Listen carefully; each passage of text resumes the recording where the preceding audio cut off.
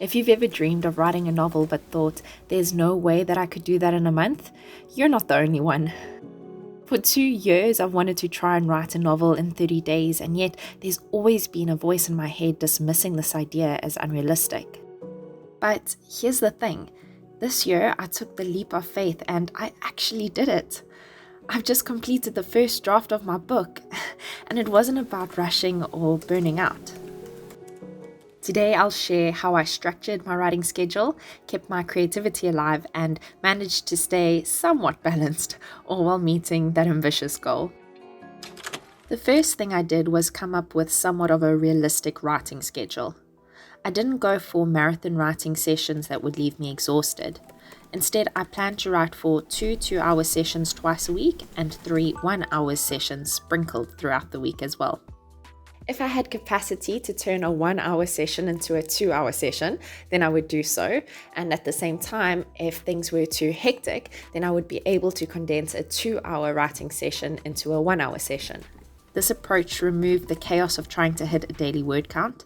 I focused on intentional bursts, and more often than not, I would hit the typical 1,667 word count unintentionally.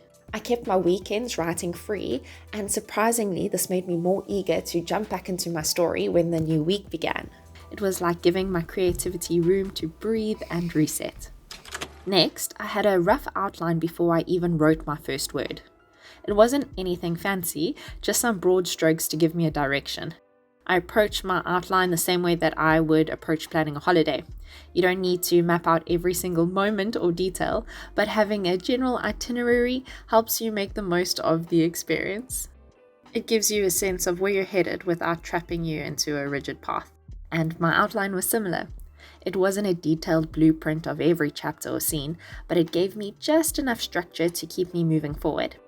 It helped me stay on track and ensured I wasn't wandering aimlessly, but it also left plenty of room for discovery.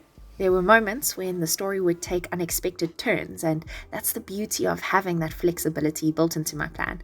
It allowed me to stay true to my vision while embracing those creative surprises that made the process exciting. Another key piece of my writing process was my pre-writing ritual.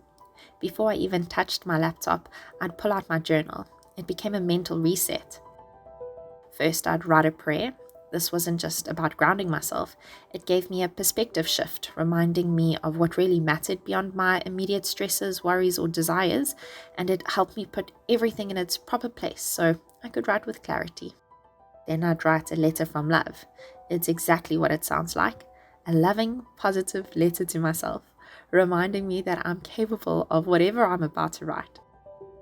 And these rituals were game changers. They helped me center myself before each session, clearing the clutter and making room for creativity. For the time I sat down to write, I felt aligned and focused, ready to dive into my work. Then, while working on my novel, I stumbled across a blog I wrote back in 2015. It felt like opening a time capsule I didn't even know I'd buried. Reading those entries was like stepping back into my own story, reconnecting with emotions, moments, and ideas I hadn't thought about in years. What surprised me the most was how relevant some of it was to the cinematic moments I was crafting in my novel. It reminded me how much inspiration we collect over time. Sometimes we just need to go back and find it again. That blog gave me fresh perspective and re-energized some of the scenes that I was struggling with. This next thing that helped me write my book in under 30 days came straight from Julia Cameron's The Artist Way. It's called The Artist Date. It's described as a once-a-week festive solo expedition to explore something that interests you. For me, that meant heading to a coffee shop once a week. This was my creative haven where I could escape the routine of writing at home. The atmosphere of a good coffee shop is its own kind of magic. The hum of quiet conversations, the aroma of freshly baked biscuits, and the soft glow of warm lighting, man, it all set the perfect stage for my imagination to wander. You see, I find inspiration in small details, like the steam rising from an Americano, or the delicate runny yolk of a poached egg, or the detail that makes up the aesthetic of the coffee shop. It reminds me how much storytelling lives in the ordinary. Sitting there, surrounded by life unfolding, I felt like I was tapping into the pulse of creativity. Those artist dates weren't just a break. They were fuel for my writing, sparking ideas and recharging my passion for this challenge. One thing that really kept me going was accountability. I decided to share this goal on YouTube and committed to vlogging each writing session.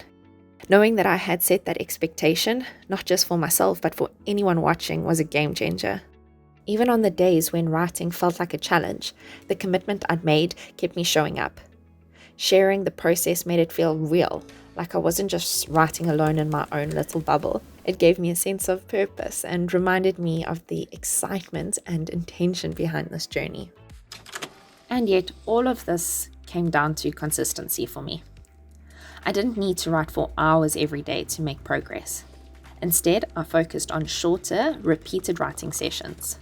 The beauty of this approach is that those small bursts of writing, repeated over time, added up faster than I could have ever imagined.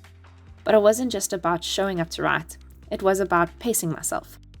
Taking weekends off wasn't a luxury, it was essential.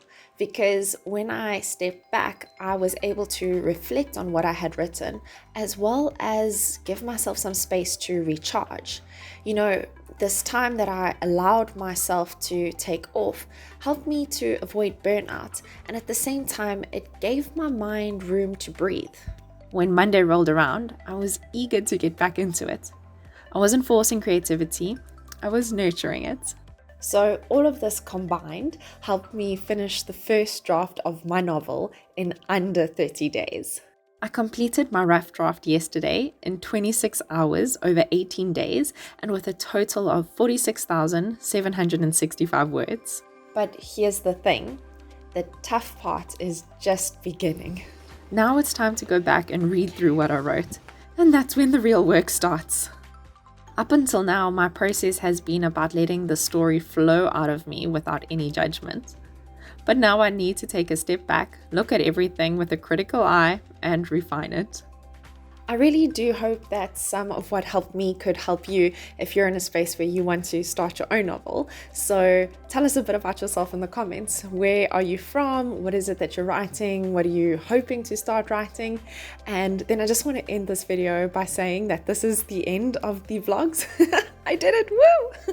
Thank you so much for everybody who's been part of this journey with me from the beginning. If you missed out on the journey, I'll leave the entire playlist for you in the end screen so that you can see the ups and downs of this journey.